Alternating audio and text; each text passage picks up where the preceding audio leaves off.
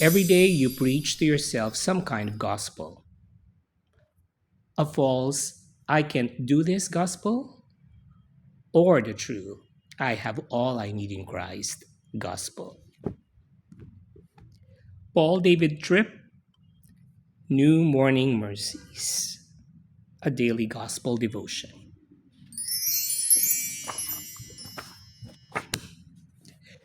I find myself saying it over and over again. When I do, people often laugh, but I'm really quite serious.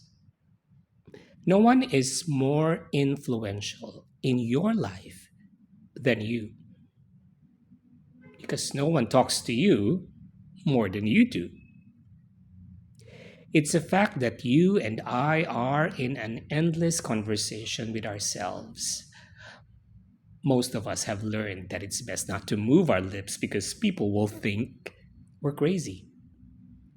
But we never stop talking to ourselves. In this inner discussion, we're always talking about God, life, others, and ourselves. And the things we say to ourselves are very important because they are formative of the things we desire, choose, say, and do. What have you been saying to you? What have you been saying to you about yourself? What have you been saying to you about God? What have you been saying to you about life, meaning and purpose, right and wrong, true and false, and good and bad? In Psalms 42, we are invited to eavesdrop on a man's private preaching. Yes, you read it right. Like us, the psalmist was always preaching some kind of gospel to himself.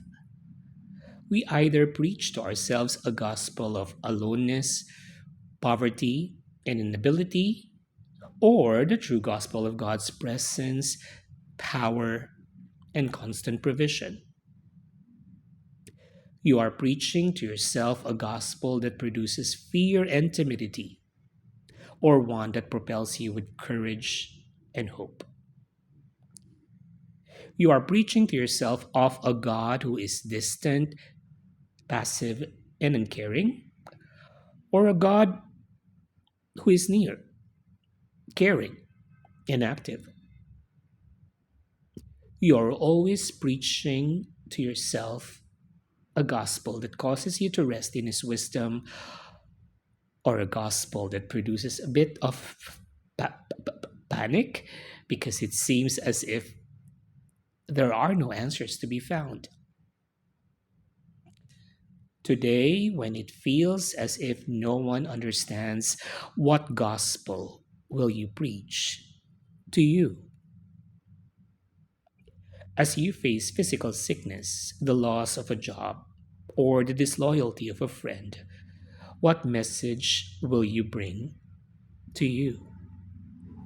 When you are tempted to give way to despondency or fear, what will you say to you?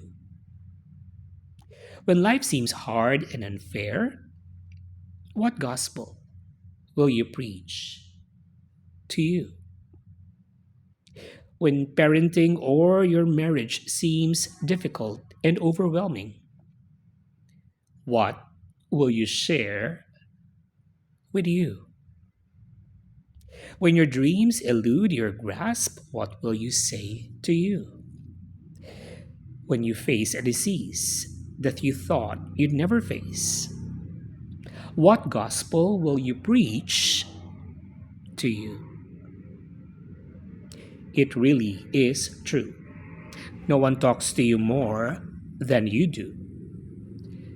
So God, in His grace, has given you His word so that you may preach to yourself what is true in those moments when the only one talking to you is you.